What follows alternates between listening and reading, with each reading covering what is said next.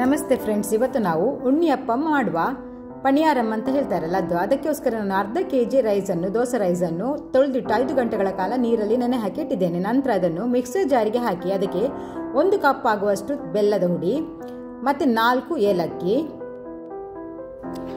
3 ಚಮಚ ಅನ್ನ, 2 ಕಟ್ ಮಾಡಿದಂತಹ ಬಾಳೆಹಣ್ಣು ಹಾಗೂ ರುಚಿಗೆ ತಕ್ಕಷ್ಟು ಉಪ್ಪು ಹಾಕಿ ನಾವು ತರಿತರಿಯಾಗಿ ರುಬ್ಬಬೇಕು. ರುಬ್ಬಿದ ನಂತರ ನಾವು ಅದನ್ನು 3 ಗಂಟೆಗಳ ಕಾಲ ಅದನ್ನು ಇಡಬೇಕು. ಯಾಕಂದರೆ ಅದು ಸಾಫ್ಟ್ ಆಗಿ ಬರ್ತದೆ.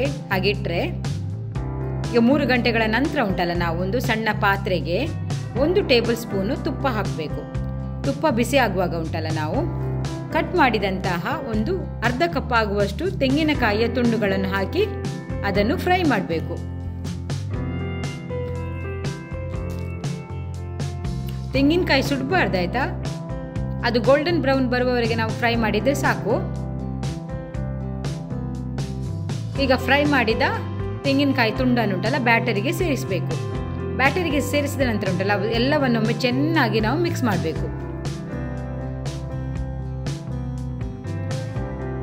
ನಿಮಗೆ ಒಂದು ವೇಳೆ ನೀವು ಮಾಡಿದ ಬ್ಯಾಟರ್ ದಪ್ಪ ಅಂತ ಅನಿಸಿದರೆ ಬೇಕಿದ್ರೆ ನೀರು ಸೇರಿಸ್ಕೊಳ್ಳಿ, ತುಂಬ ಸೇರಿಸ್ಕೊಳ್ಬೇಡಿ. ಈಗ ನಮ್ಮ ಬ್ಯಾಟರ್ ರೆಡಿ ಆಗಿದೆ.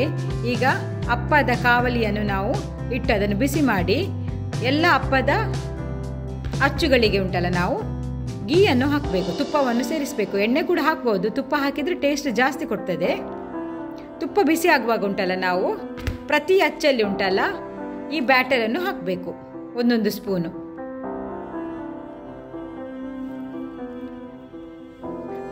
ಗ್ಯಾಸ್ ಮಾತ್ರ ಸ್ಲೋವಲ್ಲೇ ಇಡಬೇಕು. ಹಾಕಿದ ನಂತರ ಮೀಡಿಯಂ ಫ್ಲೇಮಲ್ಲಿ ಇಡುವ. ಮೀಡಿಯಂ ಫ್ಲೇಮಲ್ಲಿ ಇಟ್ಟ ನಂತರ ಅದನ್ನು ಮುಚ್ಚಳ ಮುಚ್ಚಿಸಿ 2 ರಿಂದ 3 ನಿಮಿಷ ಅದನ್ನು ಬೇಯಿಸಬೇಕು. 3 ನಿಮಿಷದ ನಂತರ ನಾವು ಇನ್ನೊಂದು ಕಡೆ ಅದನ್ನು ತಿರುಗಿಸಿ ಹಾಕಿ ಅದನ್ನು ಕೂಡ ನಾವು 3 ನಿಮಿಷ ಕಾಯಿಸಬೇಕು.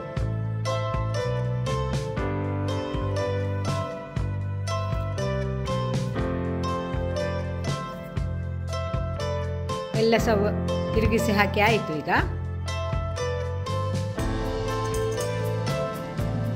ನಾನು ಮೊದಲಿಗೆ ಹೇಳಿದ ಹಾಗೆ ಪುನಃ ಇನ್ನೊಂದು ಕಡೆ ಸಹ ನಾವು ಅದೇ ರೀತಿ 3 ನಿಮಿಷ ಬೇಯಿಸಿದ್ರೆ ಆಯಿತು. ನಮ್ಮ ರುಚಿಯಾದ ಉಣ್ಣಿಯಪ್ಪಂ ಮನೆಯಲ್ಲೇ ತಿನ್ನಲು ರೆಡಿ.